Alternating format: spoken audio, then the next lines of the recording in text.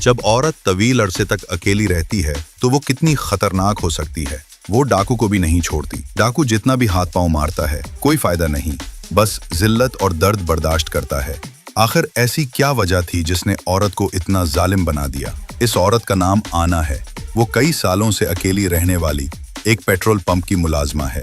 यहाँ बहुत से लोग आते जाते हैं मगर किसी की भी नजर इस पर नहीं ठहरती, इसलिए वो अक्सर सफाई करने वाली बनकर मर्दों के टॉयलेट में चली जाती और वहां तस्वीर खींचती, फिर किसी सुनसान जगह जाकर अपनी तन्हाई दूर करती। इसके बरक्स इसकी साथी लड़की के पास जबरदस्त जिस्मानी दिलकशी थी। रोजाना कई मर्द इस पर मर मिटते थे मगर वो खुद बहुत मगरूर थी। चाहने वालों की दावत को वो बेरहमी से ठकरा देती।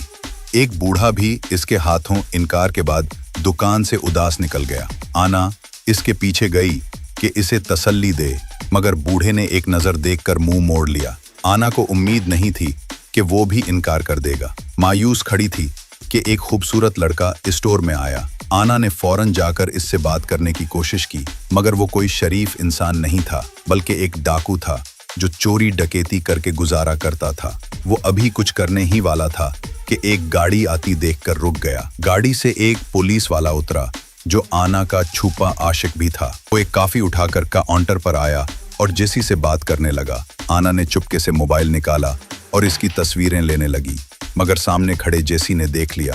घबराहट में इसका मोबाइल जमीन पर गिर गया। पुलिस वाला गुस्सा नहीं हुआ, उसे मालूम था कि वो इतना खूबसूरत है कि कुछ दीवानियां होना कोई बड़ी बात नहीं।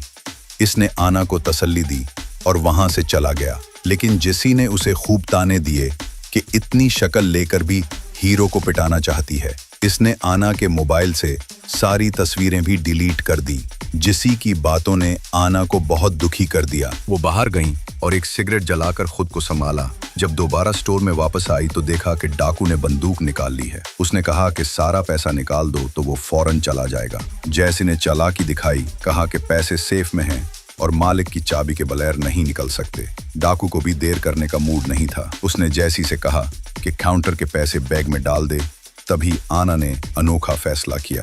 उसने डाकू का बैग उठाया और पैसों वाले कमरे में जाकर सारा पैसा बैग में भर लिया। फिर उसने आईने में खड़े होकर मेकअप भी दुरुस्त किया ताकि डाकू का ध्यान अपनी तरफ करे।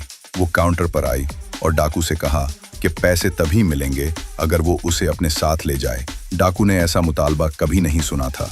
उसे लगा आना कोई खेल खेल रही है। उसने गुस्से में आना को धक्का दिया और बैग छीन कर जाने लगा।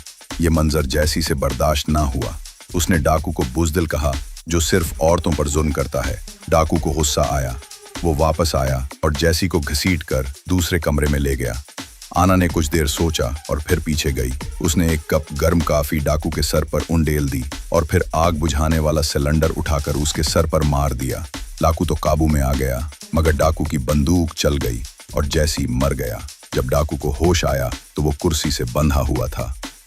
आना पास बैठकर जमीन पर खून साफ कर रही थी। आना ने पूछा कि वो उसे साथ क्यों नहीं ले गया। डाकू ने कहा कि वो सिर्फ पैसे लौटता है, इज्जत नहीं, और अगर लौटता भी तो आना जैसी औरत को ना चुनता। ये सुनकर आना बहुत दुखी हुई। उसने डाकू को सबक सिखाने का फैसला किया। उसने चंद गोलियां निकालकर डाकू को खुला दी